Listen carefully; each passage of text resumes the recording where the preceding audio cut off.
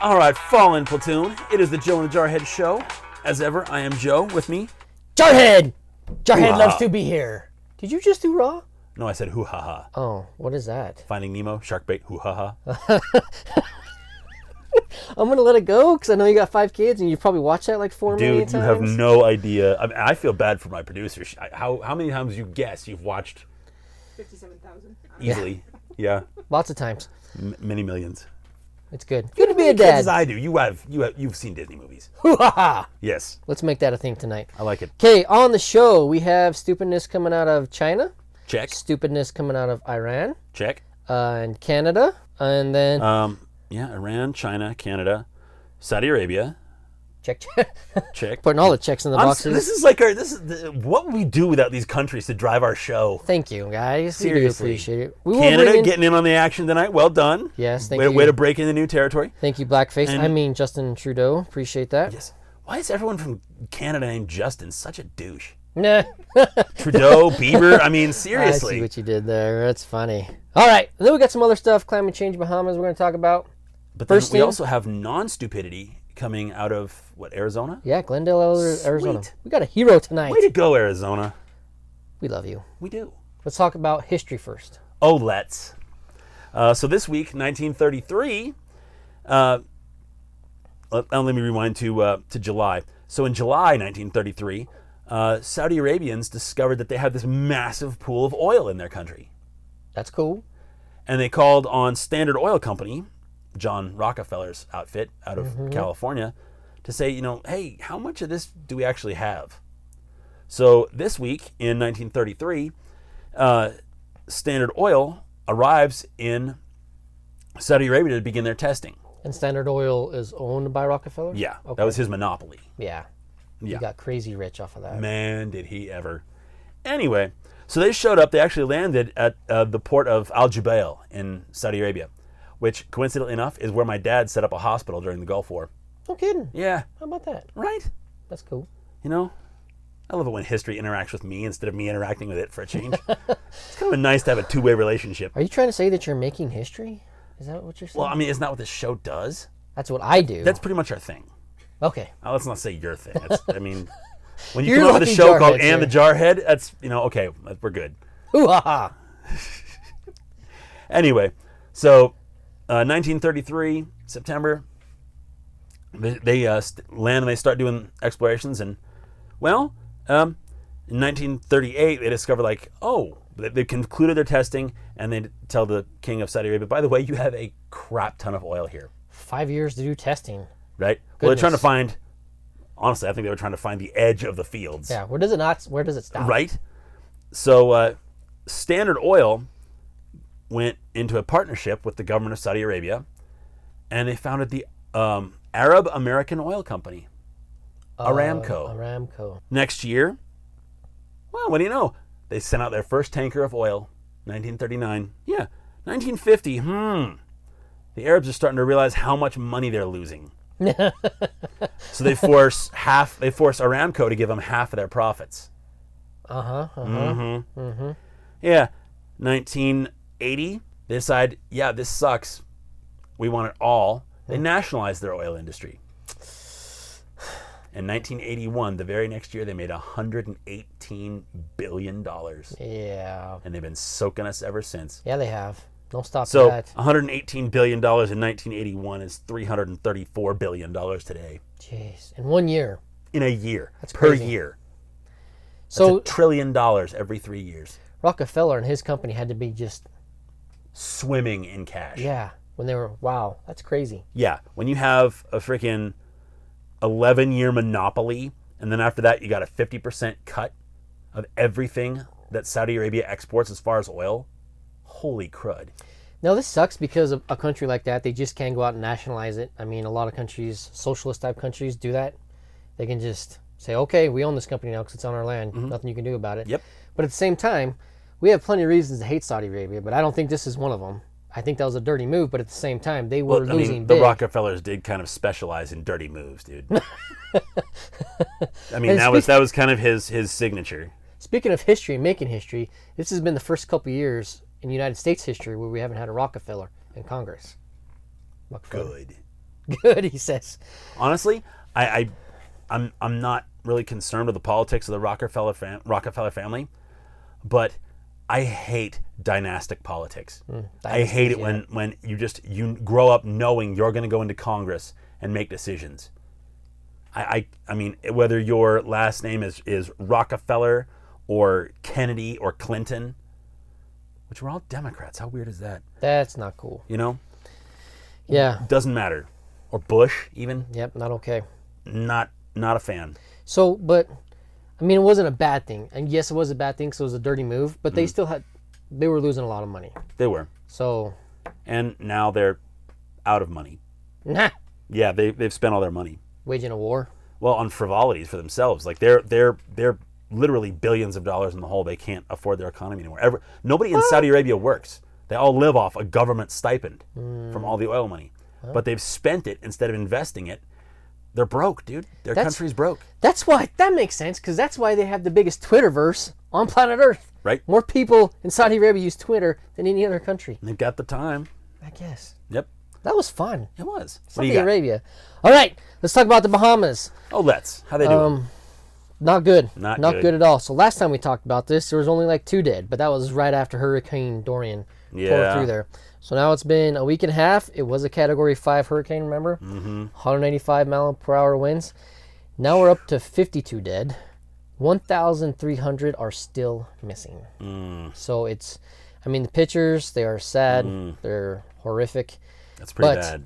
There's so many good things coming out of this, and that's what I want to talk about, because there are a lot of cruise ships showing up to help, right? Which is good. Yeah, listen to these cruise lines. The Royal Caribbean, Bahama Paradise, Disney, Norwegian, Carnival. They're all showing up and saying, hey, get on our ships. We've donated $1 million, most of these, $1 million each, in medical supplies, in room and board, and food. Good on them. Get on our ship. We'll take care of you for as long as we can. A couple of them are charging a small fee, which is okay. You want to... You got to offset your costs. Yeah, like this is not just profits. Like, these people do not make a ton of money. Exactly. Yeah, exactly. And those. I mean, how much a day do you think it costs just to keep that boat floating in the water? Right. You know? Exactly. So, but boats are like planes, man. They take a ton of maintenance to keep them functional. And a ton of people. Yep. So, and some of them are actually ferrying people to Florida, which another cool thing is happening. You got American families that are adopting some Bahama residents. That's cool. Bohemian? No, come on, dude. Not. Come on. No. Oh, it's so cool. Bohemian families. Is that not a thing? Bahamian? Oh, man. My ways are always better. No. Okay. They're not Germans. Okay. I promise. So I think it's cool because American families are sort of adopting them, short term. Come stay with us until you can figure out how to get back.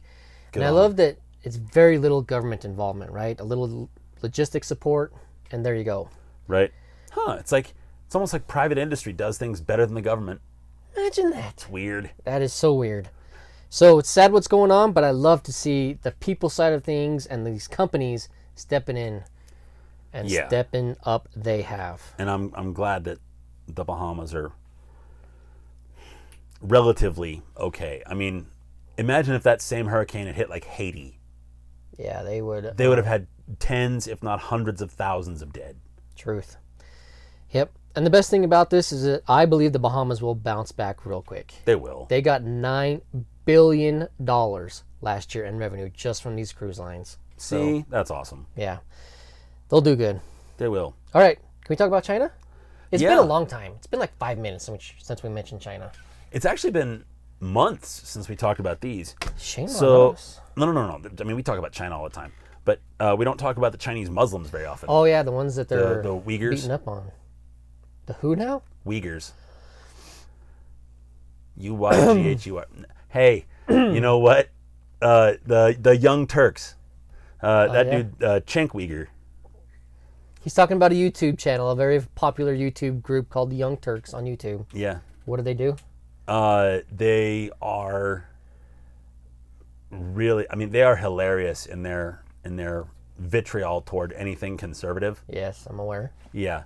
So there is a really great video of Cenk Uyghur losing his crap on election night Are you giving free advertising to these You know what? young turds? I mean, kind of Turks? hope. I kind of hope they reply. I kind of do. I would love for Cenk Uyghur to pick a fight with us. Can you imagine how our ratings would go up? Bring it, dude. Seriously. Cenk Uyghur. What? What's his name? Who cares? Weiner? What? Sure. So what's this group called again? So this is the Uyghurs. They are Chinese Muslims. Okay. China has had a Muslim population for years, That is... for decades, centuries actually. But in the last few decades, and especially the last few years, China has really started cracking down on it. They do not like religions that are not state approved. And they do not like Muslims because there is a propensity among Muslims to radicalize. Yes, there is. And the Chinese are afraid of that. And So they have started arresting them en masse. I think it's odd that not a whole lot of people know that there is Muslims in China. There's 22 million Muslims in China. That is not a small percentage. Actually, of China's got 1.4 billion, so it is a small percentage.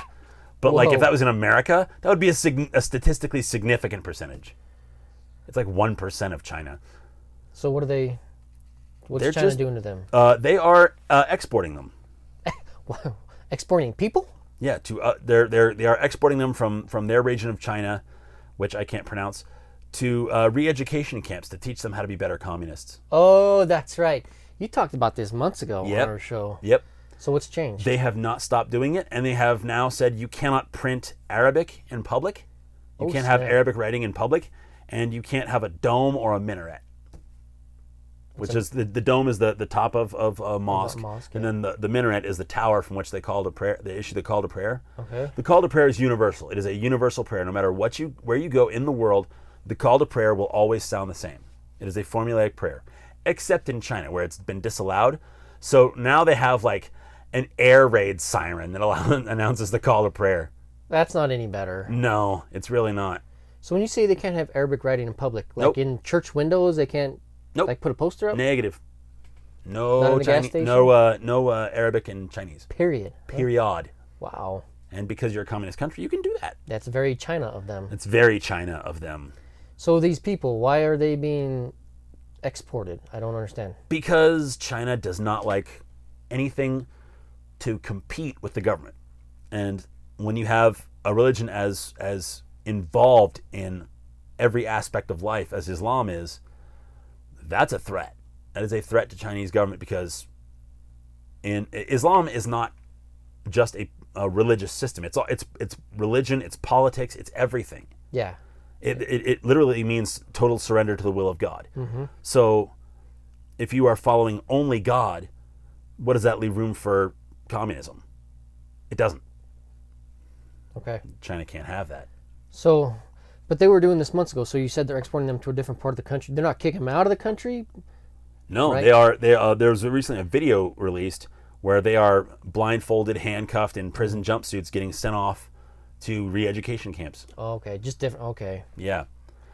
So not only have they not stopped the practice, they've actually increased it, and they're doing pretty much everything they can to ban Islam nationwide in China.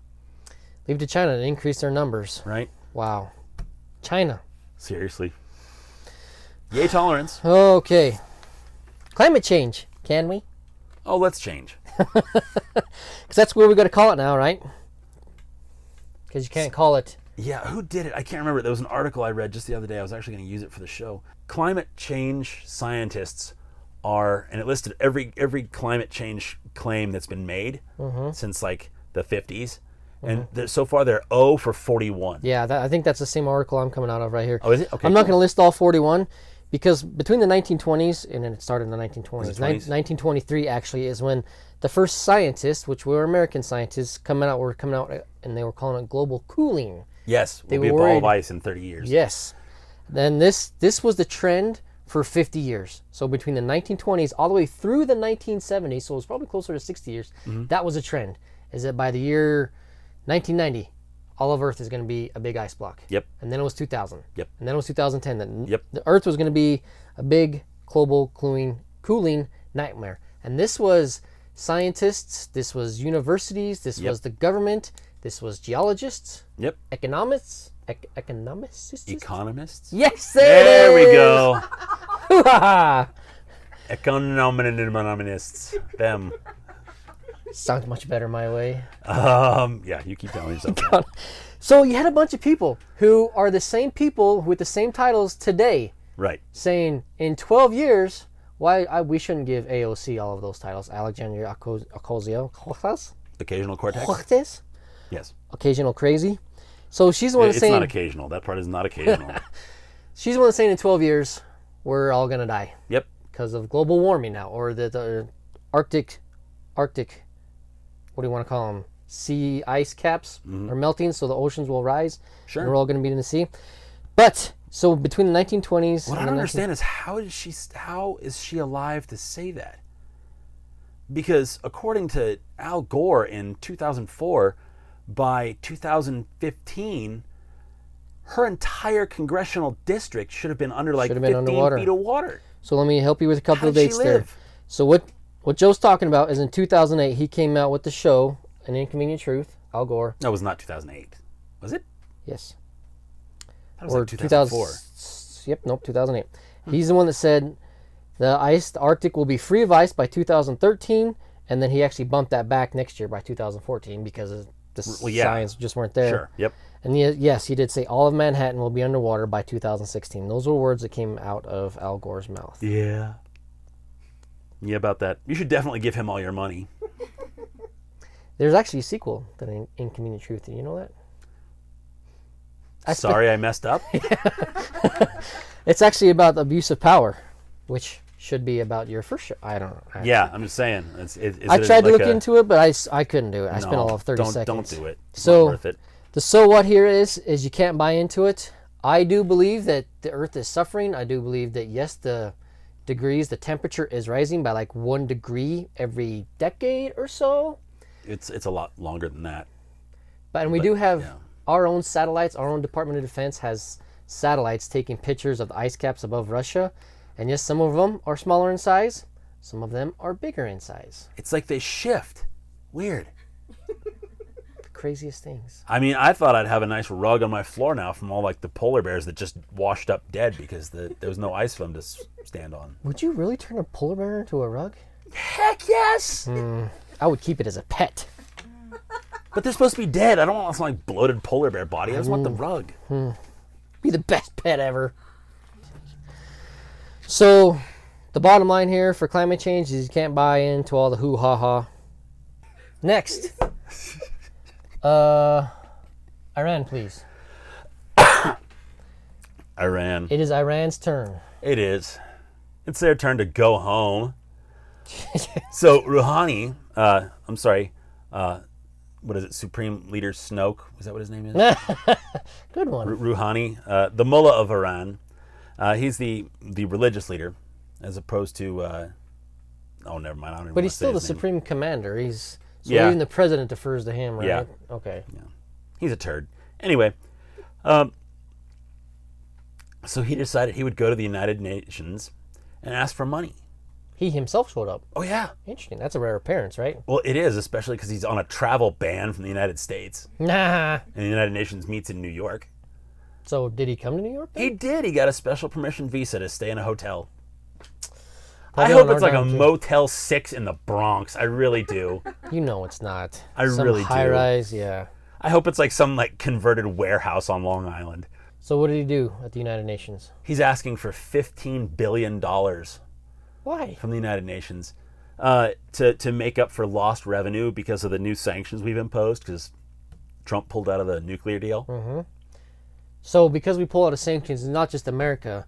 The sanctions work because we stop dealing with you and we tell our allies to stop dealing with you. And Yeah, if you want to do business with the United States, you can't do business with Iran. So that's what sanctions mean. Everybody wants that United States money. So his economy's hurt, now he wants more money from the United Nations. Yep. What'd they say?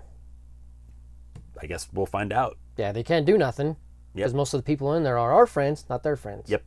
But what about the hundreds of billions? Wasn't it hundreds of billions of It was hundreds cash? of millions. It was billions in cash. Yeah, that we sent them on pallets? Can he... Yeah. They already spent that, brother. They spent that on the nuclear program, developing missiles to kill us. Oh, that we paid them not to. Yes. That's what they used it Yes. for. Why would they do And, such well, a thing? they used most of it on the nuclear program. The rest they sent to fund, Houthi rebels in Yemen and Hezbollah and Hamas. and Hamas to kill Israelis. Yeah. Yeah. Maybe a little bit even with ISIS. Oh, I'm sure. Wouldn't surprise me. I'm sure. Yeah, they can ingest a satchel of Richards, as far as I'm concerned. You gotta stop. Nope. Something is wrong with you. Yeah, I'm in the same room as you, and it's late. We gotta keep this show. We gotta PG-13. get back to filming in the mornings, dude. This sucks. All right. Iran, thank you for being predictable. Because at that man. Pre-Richardable. Yes.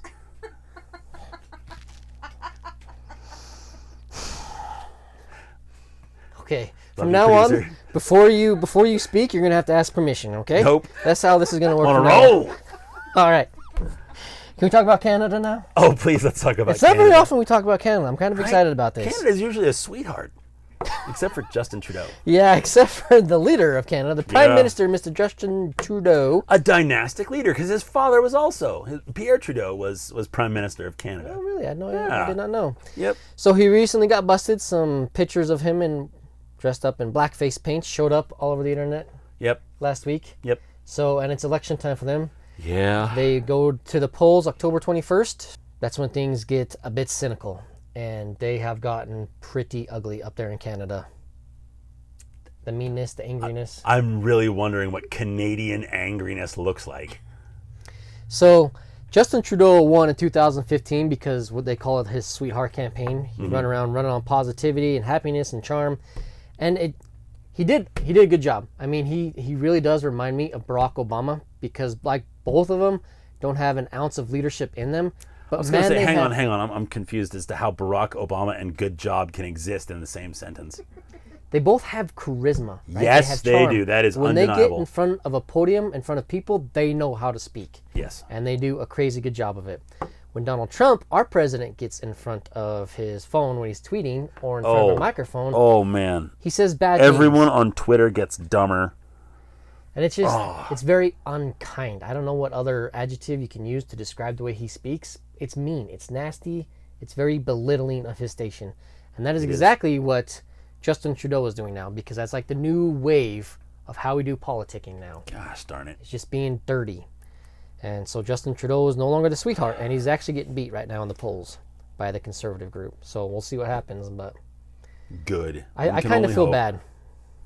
Not Yeah, really, but you can't have a culture as nice and friendly and sweetheart as the Canadians and have them have that kind of leadership. yeah, and I feel bad because it's partly to blame on us that we allowed somebody like Donald Trump to have such a presence and to keep speaking in that manner, and it just bled upwards. I mean, it's not all our fault, but come on. So I don't think that's any of our fault. The Canadians are free too. They can mostly. Don't paint your face black. It's only funny if Robert Downey Jr. does it on a show. Even then, I've seen that show. It wasn't that funny. Have you? What was that show? Army guy? Dude, speaking of armies, people doing something stupid, impromptu article time. So a PFC out of Fort Riley, Kansas, just got busted by the FBI for threatening to blow up Beta O'Rourke. I saw that, yeah. I said that right, Beta? You mean Robert Francis? Oh, I was Beto? going. No, dude. Beta male. He's a beta male. Yeah. I gotcha. I see what you did there. Yeah. Oh, did you see the lady that stood up to him? Oh, yeah. That was so legit. Talking about taking our guns? Oh, hell no, you won't. Yes. She was awesome. I love her. All right. Sweet. So before we close out, the name of the show, the Army show with Robert Downey Jr. was Tropic Thunder. Tropic Thunder. It is a thing. We had to stop and look it up. So did Justin Trudeau go full retard? When has he not? That's kind of his thing, is it? Okay. All right. I'm gonna leave it alone, people. You don't know where Joe's mind's going. Best not to follow it. Truth. All right. We should be done with the show before you do more speaking things. Yes. Okay. So hero us, dude. Okay. Hero tonight's coming out of Glendale, Arizona, and look at that. He's coming out of the police department again. I promise we don't do this Weird. on purpose. It's like cops do heroic things on a regular basis. It's crazy. His name is Sergeant Jeff Turney, and we will forgive you this one time. He's a veteran of the United States Air Force. Oof. We still love you. You know what? I will grit my teeth and say well done. Marines and soldiers, we struggle with the Air Force. But I will give you air quotes. Thank you for your service. That's not very nice. Okay, so there was You know what is really nice? Air Force living conditions. Oh my gosh. $13,000 coffee mugs. I'm saying. That is a thing. Okay, so they got a call, the Glendale, Arizona Police Department, from Howard Benson's son. Now, Howard Benson is a 94-year-old veteran. He's leaving his home in Arizona, going to his retirement community in Florida. Cool. 94 years old. He's stricken to a wheelchair. He should not be behind the wheel of a truck, pulling a trailer across the country. So his kids rightfully called the police department like, listen, we have no family nearby. We just want somebody to go and talk to him. They said, great, because that's what police do. Yep. No crime's been committed, but we're willing to help out. Bingo. So Sergeant Jeff Turney showed up, tried to talk him out of it. Howard Benson, not having it. He says, I got to get there one way or another, so I'm driving, I'm fine. This Mr. Jeff Turney said, okay, let me help. He helped pack this guy up, get everything loaded in his trailer. He took personal time off to drive this guy 4 days across the country to get him into his retirement community. Nice. That's awesome. That is very heroic. That's like, that totally redeems everything about the Air Force for this guy. Not everything, but for you, Mr. Turney, we'll allow. For Sergeant Turney, yeah. Yes.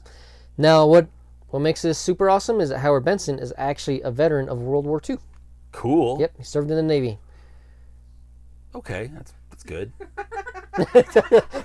That's okay. Just that was back when the Navy actually fought. When they actually did things. Yes. Okay, Mr. Turney, you are crazy awesome. We applaud you. Yes. We think more people should be like you. Appreciate you, sir. Well done. And we will send you a Heroes Award. Yes, sir. From Joe and Jarhead. Word. Okay, 'tis our show. Outstanding. Well done. Ooh ha ha.